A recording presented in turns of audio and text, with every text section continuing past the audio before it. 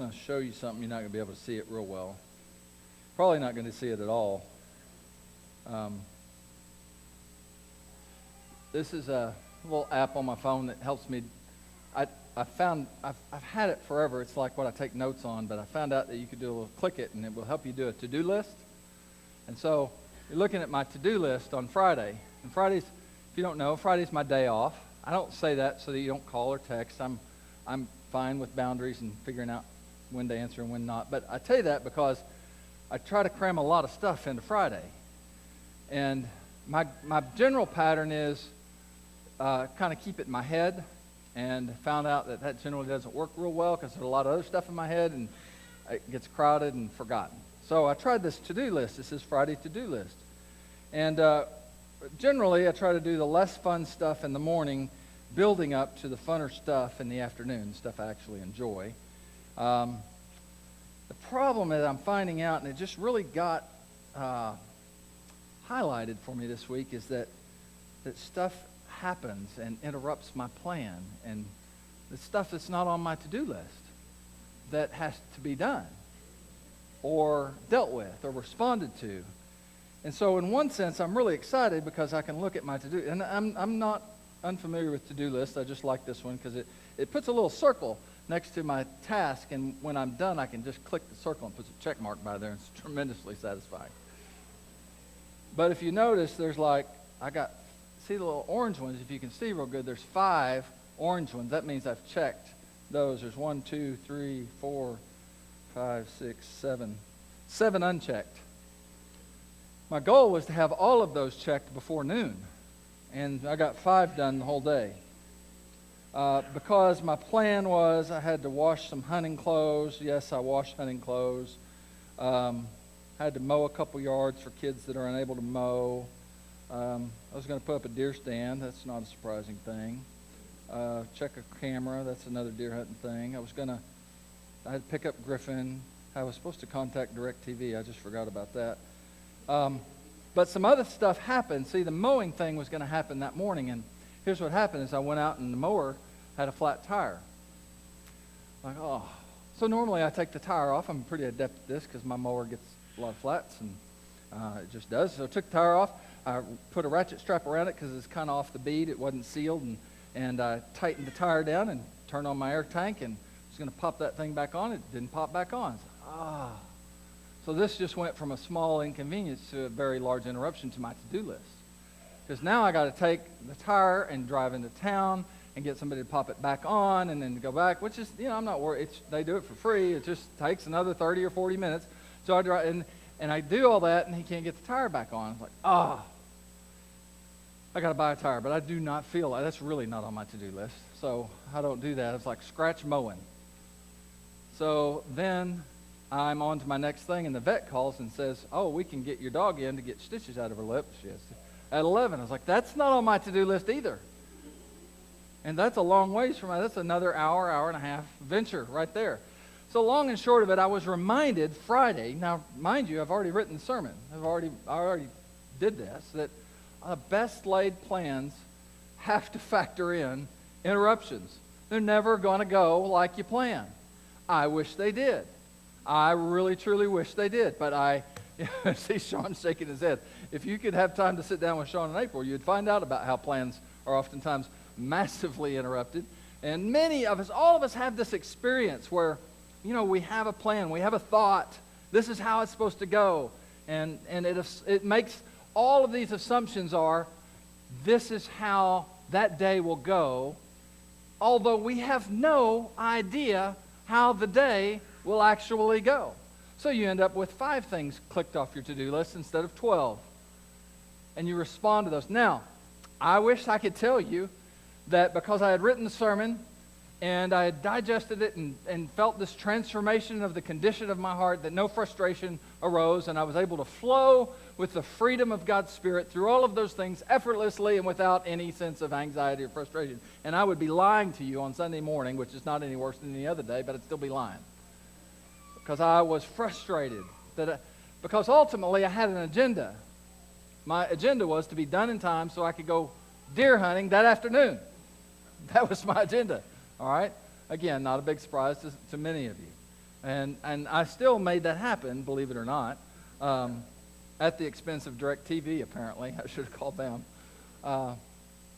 See, plans, it's just difficult to do it. And especially if my contentment and happiness is based on the plan coming to pass as I planned it. Have you ever gone to a lot of trouble to make a plan like that? Maybe bigger, much bigger. That's a small, insignificant one. But maybe you've planned a vacation. Maybe you've planned retirement. Maybe you've planned career change. Maybe you planned for a relationship such as a marriage. Or maybe you've planned, as many of us in this room have planned, for families. And only to find out that the plan is not unfolding like you thought it would. An unforeseen event or circumstances. Something happens that you just didn't factor in to the plan. And you didn't have really any control over it. And it altered greatly your plan. Everybody in here has a story. From how a day unfolded, to a meal, to a marriage, to a career, to a health, to whatever. There was a great man of God in the Old Testament that knew this frustration at a level that most of us would never, or thankfully never going to have to understand. He lost his family. He lost his estate, everything he owned, which was a lot. He lost his relationships, his friends. By losing family, I mean by death. His own health disintegrated into this absolutely horrifically painful existence, moment by moment. And here's what Job said through it all. He said, "My days are past. My plans are torn apart. Even the wishes of my heart." I love his honesty. There's one thing you'll get from reading through the book of Job is honesty. My days are past. It's written. It's done. My plans torn apart. Even the very wishes of my heart. Job 17:11. How many of you could identify with him today? I mean, if you've maybe adopted the new normal, you've gone ahead and pushed through, and you're making it through life with a new adjusted plan. But how many of you could honestly say that maybe in time past or maybe presently, that my days are past, my plans are torn apart, and even the very wishes of my heart have been ripped out. And so Job clearly says he had plans for his life that didn't come to pass. If you read the book, they didn't come to pass in a massive way. Instead, they were literally torn apart. He found himself so utterly confused and disoriented by the suffering that had replaced his plans for a life of the happy ever after. It's pointless to wallow in the misery, although we all do it, including Job.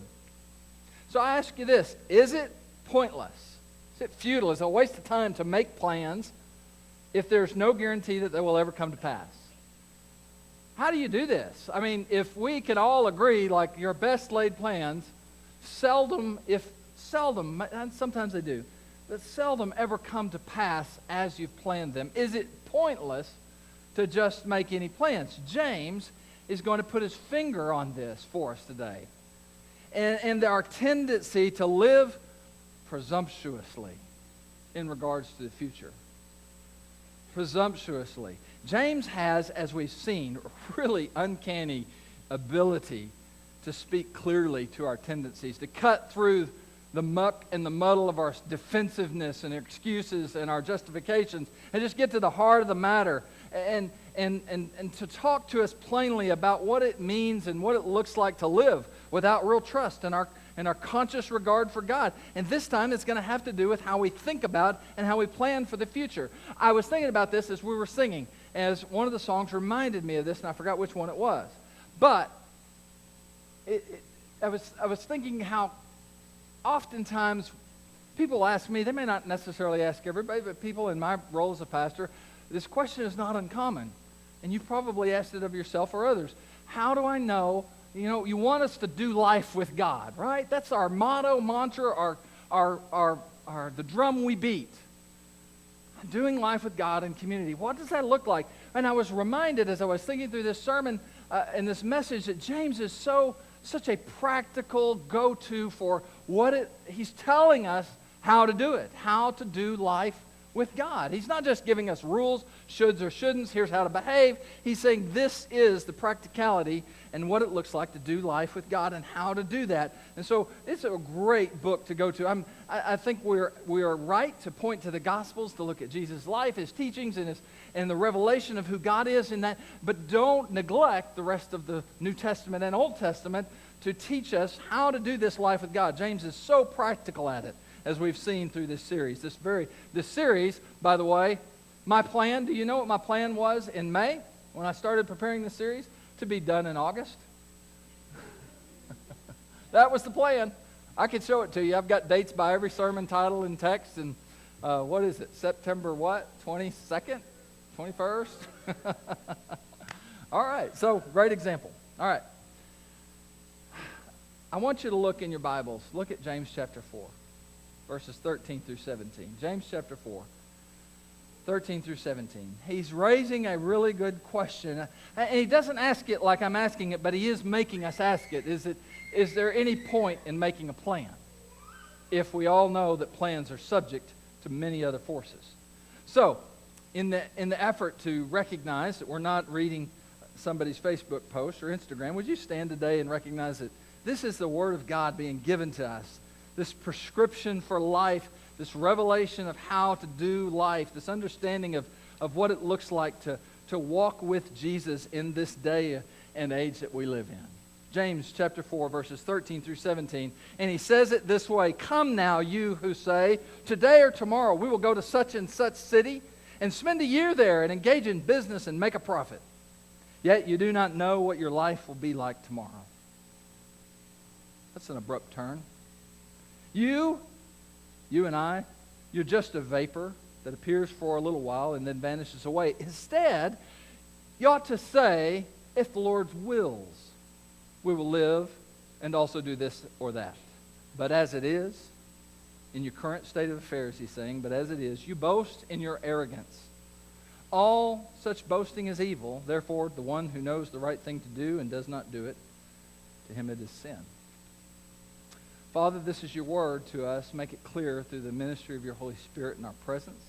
Help us to be honest with ourselves today as we hear and respond to your voice in our lives. Amen. You can be seated. Look at verse 13. It's kind of a call, like, come now. You can almost hear James saying, and I'm not sure this is necessarily the tone, but it does have some of this. Come on now. Let's get real. He says, come now.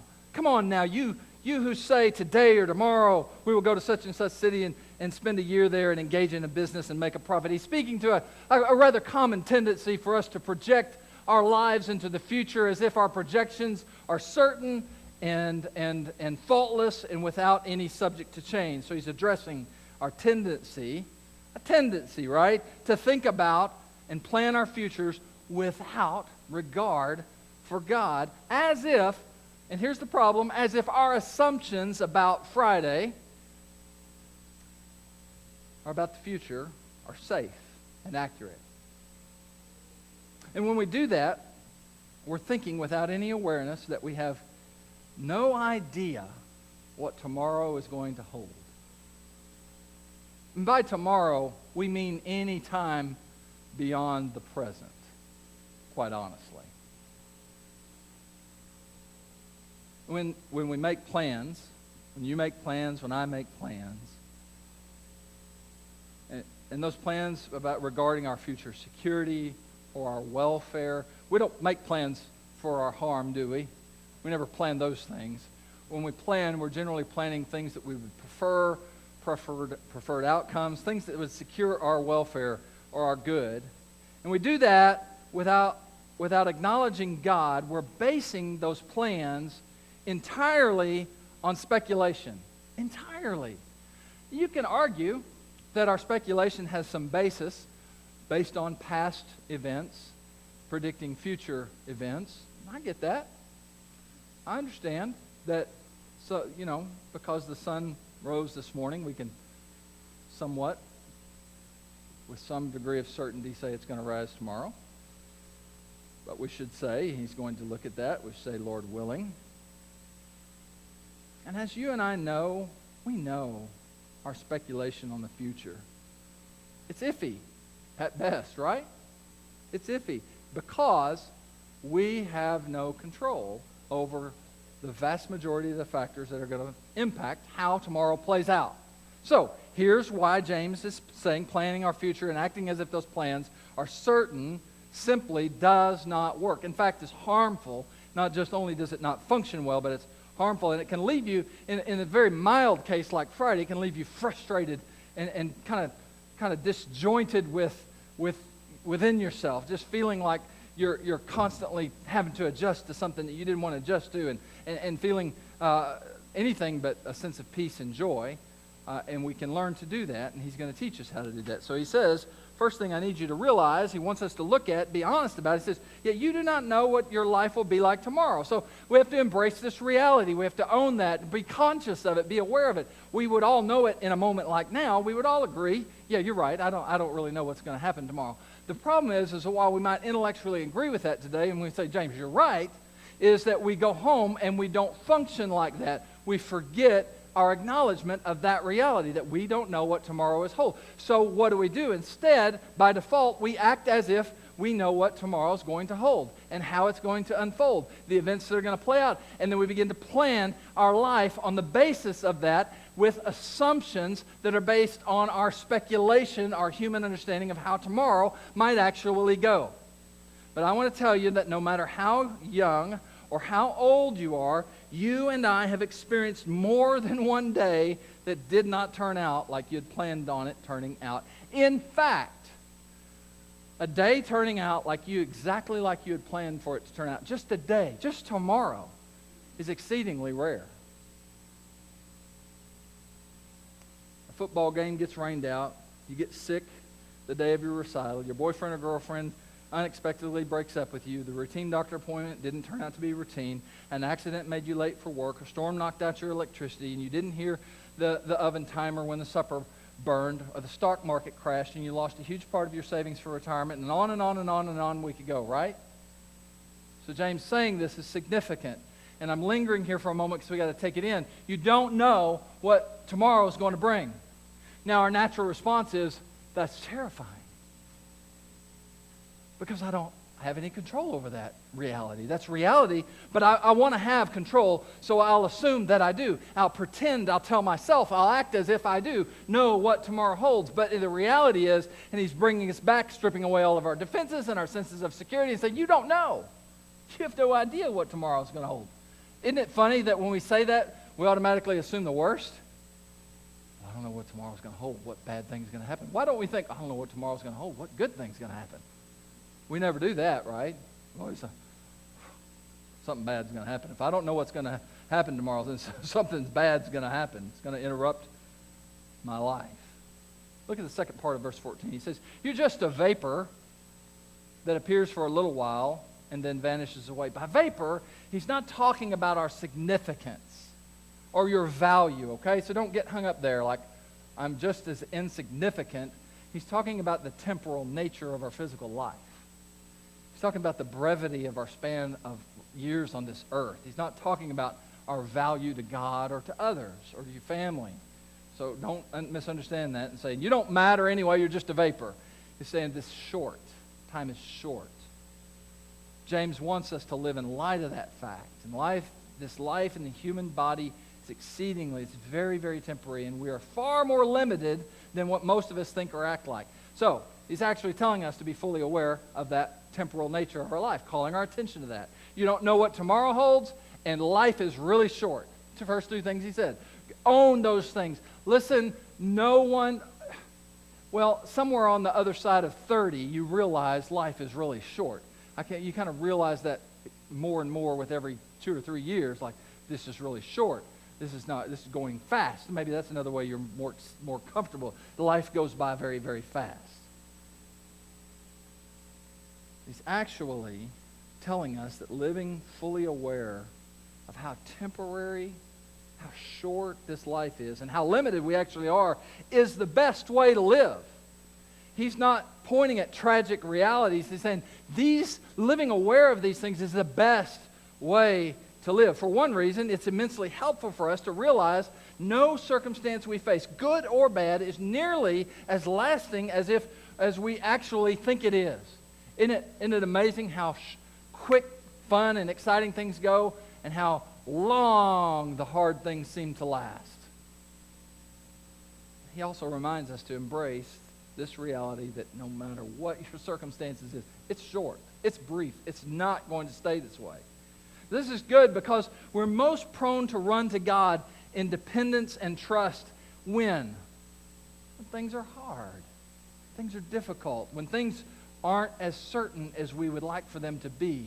So living aware that we're like a vapor, here and gone in a moment, is the very thing that can move us to seek life that is what? Eternal in nature. This life, not.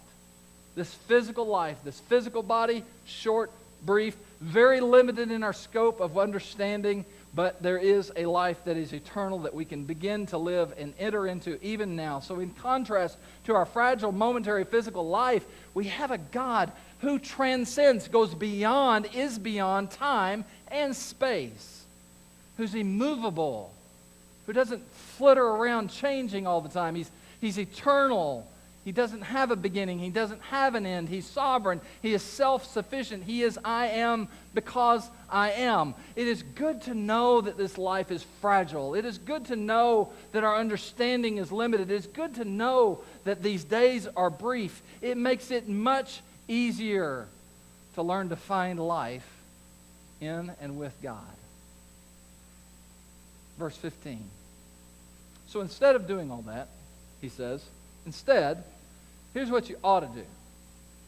Instead of living presumptuously, instead of making plans without regard to God, instead of failing to realize that you don't even know what tomorrow holds, instead of acting like your life lasts forever, instead of all that, you ought to say, if the Lord wills, we will live also and do this or that. If the Lord wills. So that's all I got to say?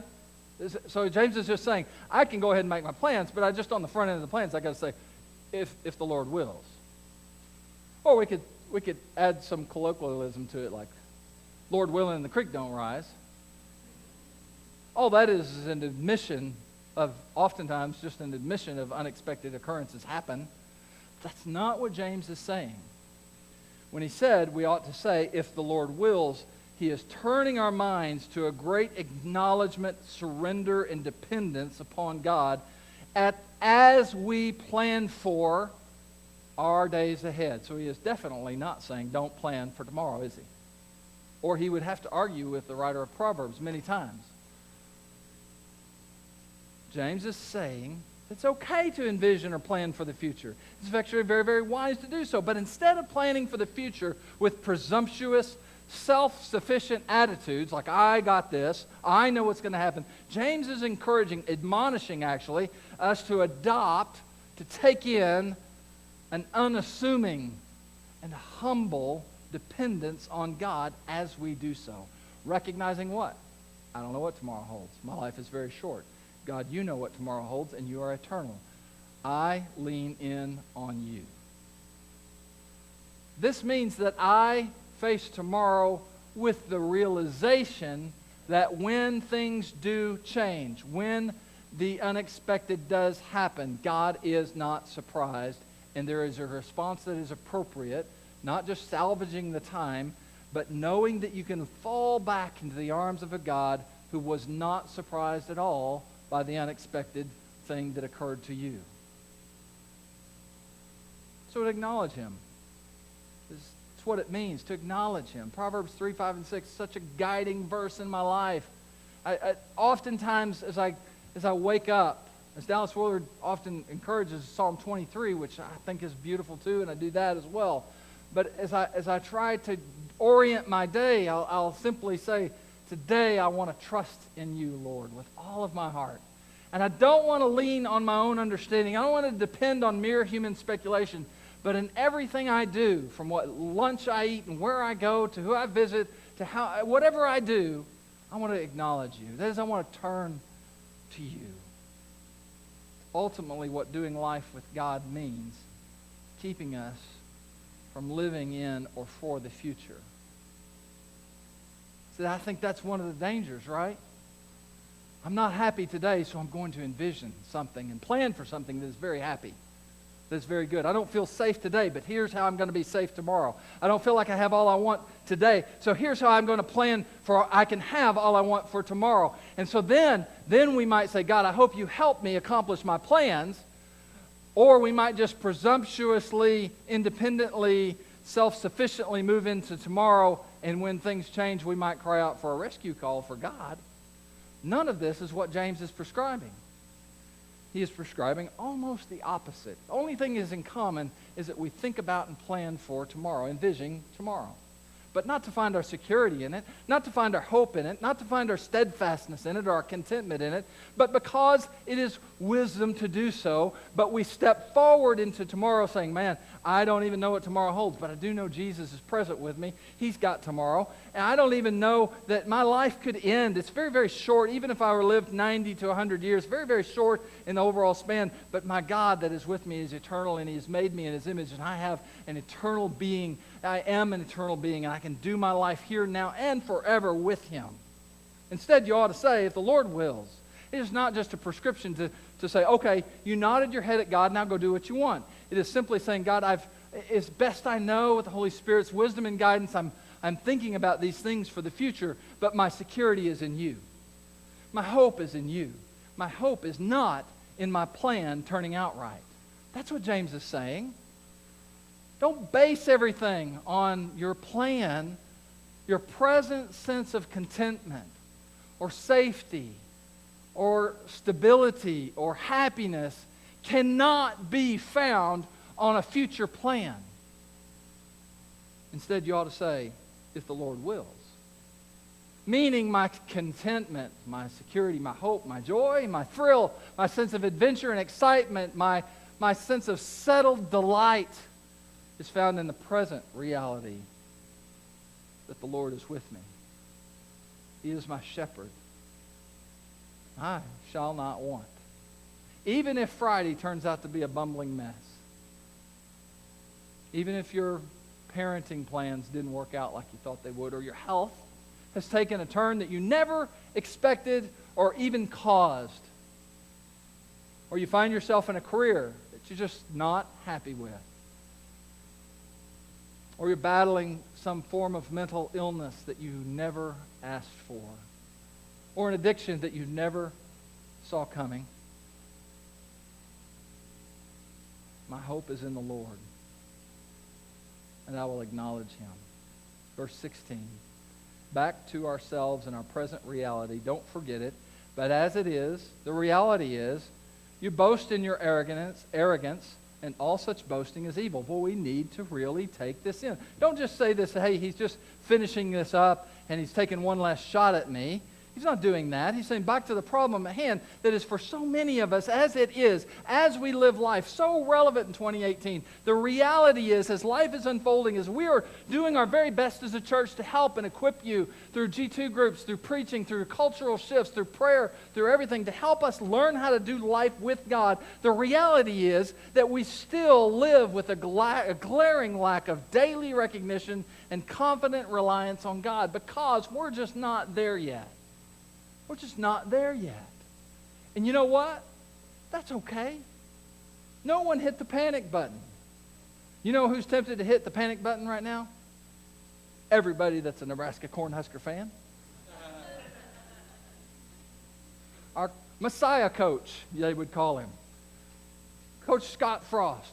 I'm one of them. It was like, I love Nebraska football again. I'm so excited. It's going to be amazing. Yay. We're going to come and win the Big Ten this year. Well, that was foolish. Scott Frost would say that's foolish because he came into a system that he's got to change a culture in with people that he didn't recruit, and mindset that is far different than his own established mind. So guess what? Nebraska's 0-3. Is that a big deal in the scope of things? It depends on who you ask. But the point being this, is that if you listen to Scott Frost's press conference, which I haven't brought myself to be able to do yet, you will hear him, no doubt, say, don't panic. Change happens slowly. It's coming. I don't want you to panic today. James is not asking you to hit a panic button today because this is not where you are, or this is not very descriptive of your reality. He's not asking us to do that. He's asking us to acknowledge that we're not there yet, to say, as it is, we have this arrogant, self-sufficient tendency to do life muddling through day-to-day life with this nearsighted, presumptuous, self-sufficient attitude, and we got to recognize that. We've got to own that. And acknowledge that we don't really acknowledge God on a regular basis. That's the journey we're on. That's the direction we want to go. So he says we boast in either our words or actions. You can boast as obviously as bragging about how well you accomplished your goal, or you can do it passively with continuing to do so. Boasting about the self-sufficiency as if it were the right and the best way to live life. Well, in actuality, this is kind of boasting, he says, is evil. And we would do real well when he says that this boasting, this living like this promotion of self-sufficiency and independence from God in our function is evil. We would understand that that's more than a moral failure on our part or a mere breaking of a divine rule. Evil, when he says this is evil, we need to understand this like this. It's an action, it's something we do that leads us into darkness. It leads us into isolation and unnecessary, fruitless labor. One of the most common uses of that form and that word and that tense of evil is it describes unnecessary, fruitless labor and hardship. It describes actions of a life being lived in the ruins of self-sufficiency. That's evil. It's not the intention of God. It's not more than, hey, that is evil. That is wrong. You shouldn't do that. That is, the consequences of life lived in independently of God are dark and fruitless and hard and broken. Verse 17, therefore, to the one who knows the right thing to do and does not do it, to him it is sin. Because the truth and the reality of our condition is evident, right? That living this way, presumptuously, self-sufficiently, is harmful and deviant. We now have accountability to that truth. Let's think of it this way. I like a few of the game warden shows on TV, if you've ever watched them. One of my favorites is Lone Star Law. I like it simply because I actually graduated with one of those guys, Steve Stapleton, and one of the other guys used to chase me around, Benny Richardson. I've been checked by him a couple times. Now, I was a law-abiding hunter, so I never have gotten a ticket. But he really did think I was, I think he thought I was getting away with stuff, and I just didn't. But I was watching that show, and I noticed sometimes, on this one and others, that how they approach a violator is always contingent upon the circumstances. So let's just use, for example, a very common one. Somebody might be fishing or hunting in an area that is restricted. Now, if the game warden becomes very aware that that was an intentional violation, they're just trying to poach, that's what it would be called, is poaching, and they knew better and they did it anyway, they're going to get the full weight of their consequences. Now, if the game warden, through circumstances, can determine that this is an honest mistake done out of ignorance and unawareness, then many times there will be a warning instead of a fine and the loss of hunting privileges. A warning versus a fine and loss of hunting privileges. So think of it like this. The guy catches somebody fishing in a restricted area, and he says, hey, I know the boundary's right up there. You're about 50 feet across. We just don't need you to do that. I'll give you a warning. He goes back the next day, and he finds the person there, the same person doing the same thing. How's he going to respond the next day? There's an accountability that has been established. Now, I want to be careful to not say, now that you know, God's going to get you if you do it wrong. That's where the analogy would break down. But now that we know, there is a difference in our violation of that. That is, it is different for you to say, I know it's wrong to live self-sufficiently and presumptuously about the future, but I'm going to do it anyway. Versus, I never thought of that. I never realized I was doing that. I don't want to unpack it very far. I just want us to be aware when he says that, there's a difference when we know. when we know. So he's teaching us to live a day-to-day life, moment by moment, really, with this reverent awareness and dependence on God. And the problem continues to be for us that our default is to do the exact opposite. We don't have to try to intentionally be unaware of God and self-sufficient doing. When's the last time you said, I am going to live self-sufficiently and independent of God today? You don't have to try to do that. That's just what you do, naturally. So let's be careful to not trivialize what James is teaching by reducing it to some form of a rule to follow as we make plans. Again, please do not go back and say, I can plan whatever I want as long as I say, Lord willing, the creek don't rise. I can make whatever plans as much as I want as long as I acknowledge that God is in control. God, you're in control, but here's my plan, is not what James is saying. Is that, God, you are in control. My life is temporary. I don't know what tomorrow holds. It's best I know this is the direction I want to go, but my hope and security and joy is found in you and my present relationship with you, no matter what tomorrow holds. Do you remember, this just popped into my mind, in Exodus, the story of how he was taking care of the Israelites? And the quail and the manna would be fed and brought on a daily basis. If they kept any of the stuff overnight, it would rot. Do you remember the story? If you've read that, you can recall that. If not, God was providing them food, and they could only gather what they could eat for the day. So if anybody went out and said, I've got a plan, in case God stopped letting this manna show up and the quail to show up, I'll get a little extra for the next 2 or 3 weeks.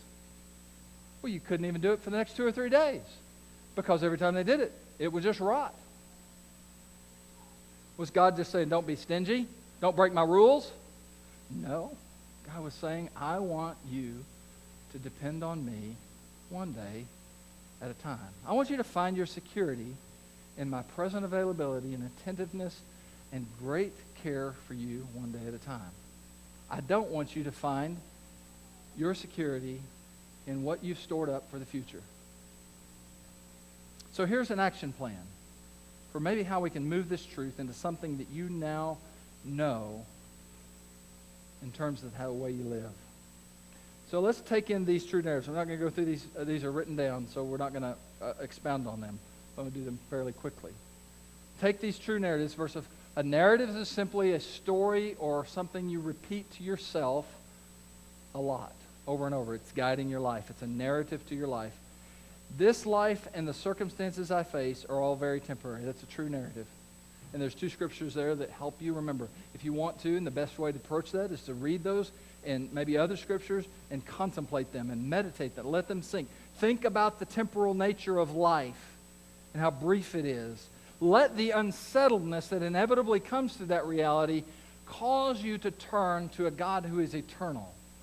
Because, listen, we all know life is temporary, right? We all know that. No one's living like it, but we know it.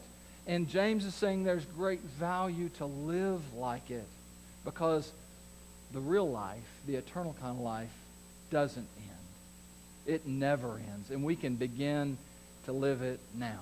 Second narrative, I have no real knowledge or control over how the future plays out. We don't. I hate that too. I mean, the human nature in me goes, oh, I hate to admit that. Because it makes me a little bit afraid, uncertain. And boy, that points immediately to the area of me where I'm trying to live self-sufficiently and without regard to God. Because when we become formed in this, we can say, I have no knowledge or control over how the future plays out, but I don't need to, because Jesus is present and real and active in my life. Third narrative, it's foolish and harmful.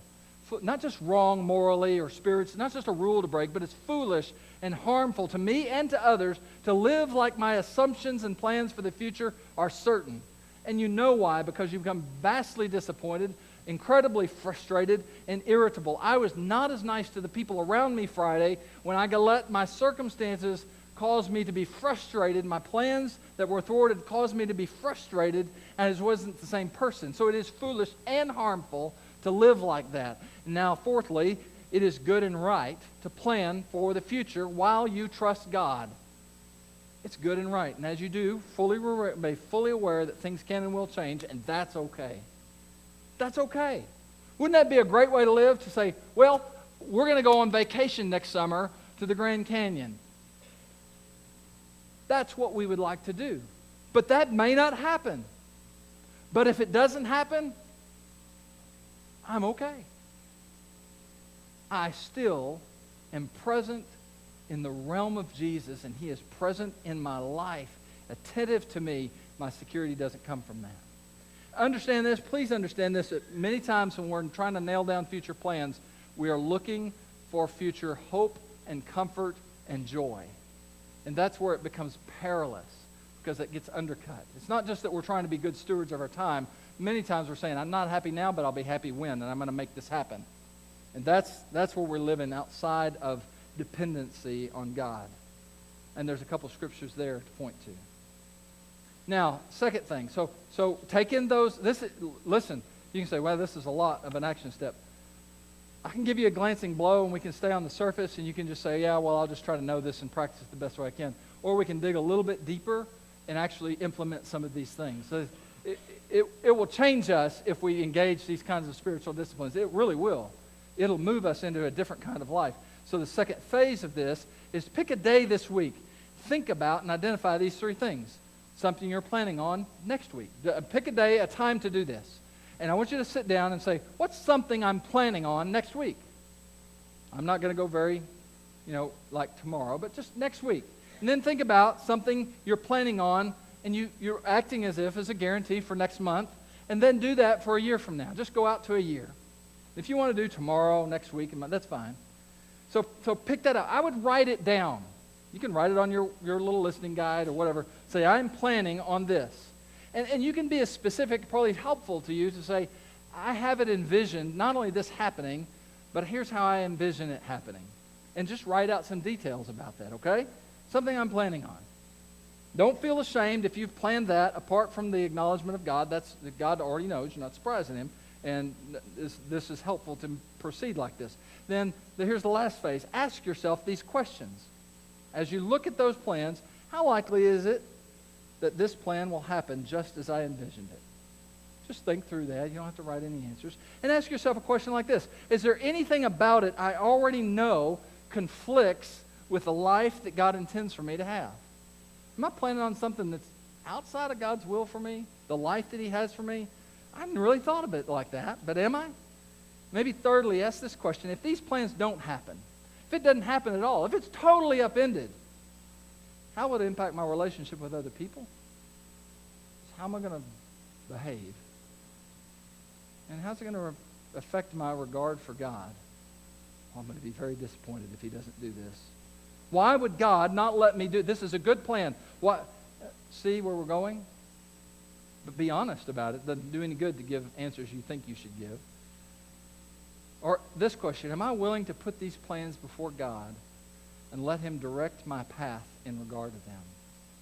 All I mean by that is saying, surrender them. Say, God, this is what I'd like to do, but I trust You more than I trust my plans. My hope is in You. And then lastly, what do I need in order to do that? What do I need to do in order to accomplish all of that? I can tell you one thing you need to do. You need to be in a relationship with other people. This will stink terribly as a self-directed solo effort. You really need to have some people. It could be a spouse. It could be a best friend. It could be a G2 group leader or a G2 group member, somebody that you're learning. It might be a great step to take with somebody in your G2 group and say, you know what, I'm going to just go another level, and I'm going to share this plan with them, and I'm going to let them speak back into my life about it. I'm just going to trust them. I'm going to try that. That is healthy and good. There's a reason we continually say we're hoping you learn to do life with God in community. Those kind of things develop that. But don't just say, all right, I'm going to do it, and I'm not going to tell anybody about it. And you can. That's probably better than not doing anything at all. But far better would be to bring somebody in on this journey with you. Far better. God has a great, unimaginably good life. And when I say that, we all think about future circumstances or situations that are going to unfold that are good. But is that reality? Is that what we mean when we say that? Not at all. Not at all. Because here's what makes my life good is only the presence of Jesus in it.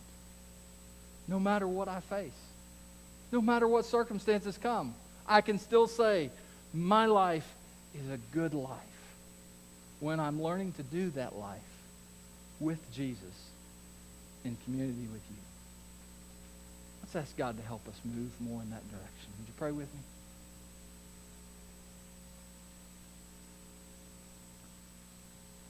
Lord, I'm really thankful for what you're doing in this congregation of people. It's exponentially greater than I actually see. But what I see and what I hear as a pastor, as a member of a group, as a friend, is so exciting. Person after person engaging a whole new reality of what Christianity looks like. Finding grace for their need in every moment. Finding friends who are unexpected co-travelers, pilgrims through this life. Finding hope when they had none. Finding healing when they were only wounded. All of this because of your gospel. All of this because Jesus has come to renew us and make us new and inaugurate a new life and a new kingdom that you're inviting us to live in and invite others to do so, whether we're sitting with our children in our children's ministry, or we're attending a friends and family night, or in a worship service, or in a G2 group, or we're ministering to our community together. You make us aware. God, you make us continually aware that you've come to give us this life, and life that is far more abundant and real than we ever imagined. So help us to take the steps to participate with you in the transformation of our lives and the kind of people we are. We bow with awareness and reverence before the great name of Jesus. Let it be so. Amen.